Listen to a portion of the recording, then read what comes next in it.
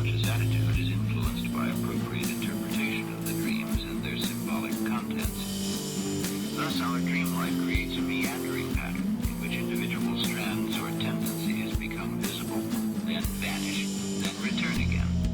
If one watches this meandering design over a long period of time, one can observe a sort of hidden regulating or directing tendency at work, creating a slow, imperceptible process of psychic growth, the process of individuation. Gradually, a wider and more mature personality emerges, and by degrees becomes effective and even visible to others.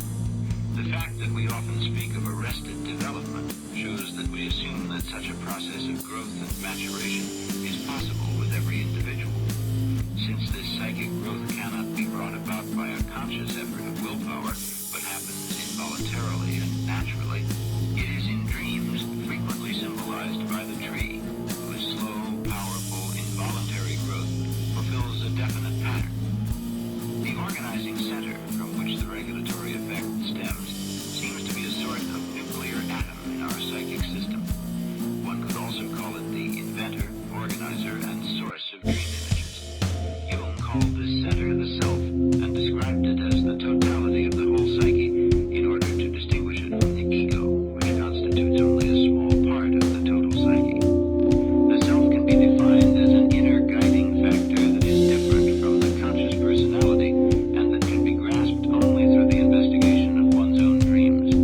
These show it to be the regulating center that brings about a constant extension and maturing of the personality.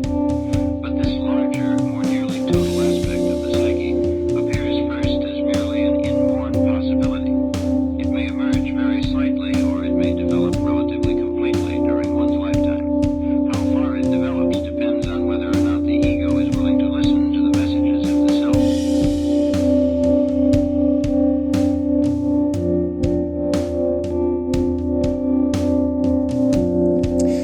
One of the things that the priests had to do before they communed with what was ever in the Ark of the Covenant was purify themselves.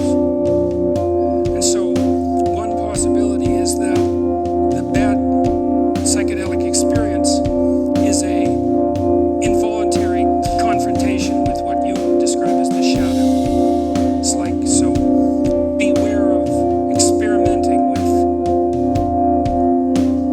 substances that produce divine revelations if you're in a serious state of disorder. And I do think that is what happens to people, is that they encounter everything about them that's chaotic and out of place. And some people get trapped in that and they can't get beyond it. And that's because there's so much of it. And so, but we don't know enough to know.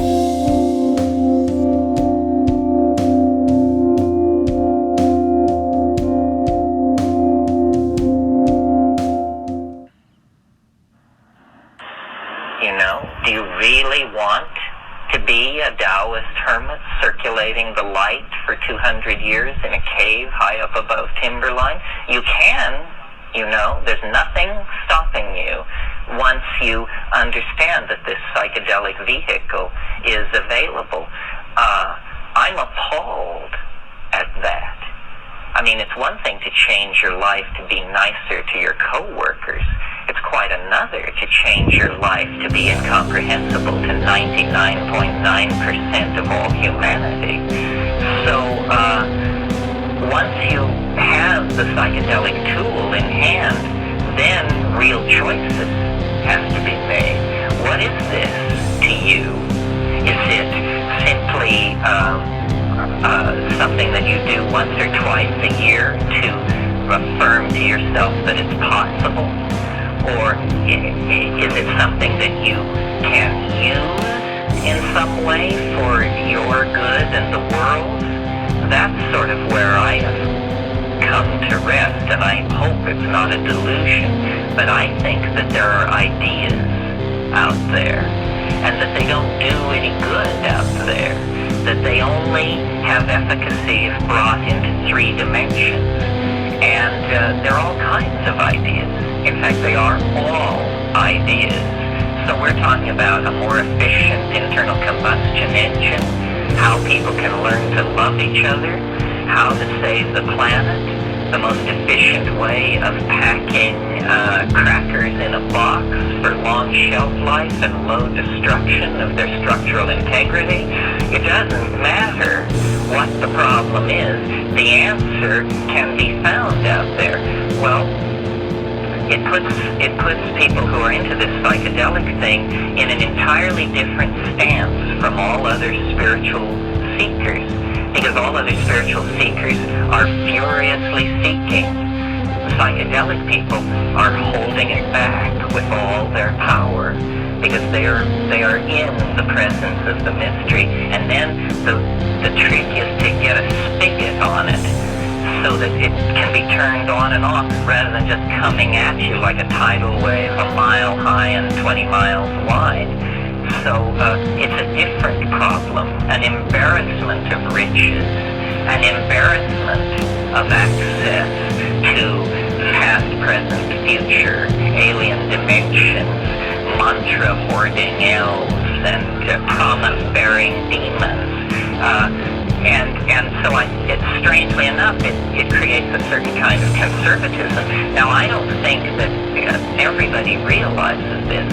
Many people take psychedelics in order to prove to themselves that they can, and then gain acceptance from their social group. It's a way of fitting in. But those people, you can always evade the mystery, not always. But if you're trying to, from the get-go, you can evade fully confronting the mystery. And but if it's what you want, you will quickly discover that you have hit the main vein, and that changes the rules of the game pretty entirely.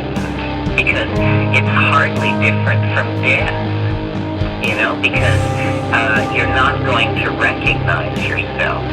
That's the point that I wanted to make in talking about the guy up on Cold Mountain.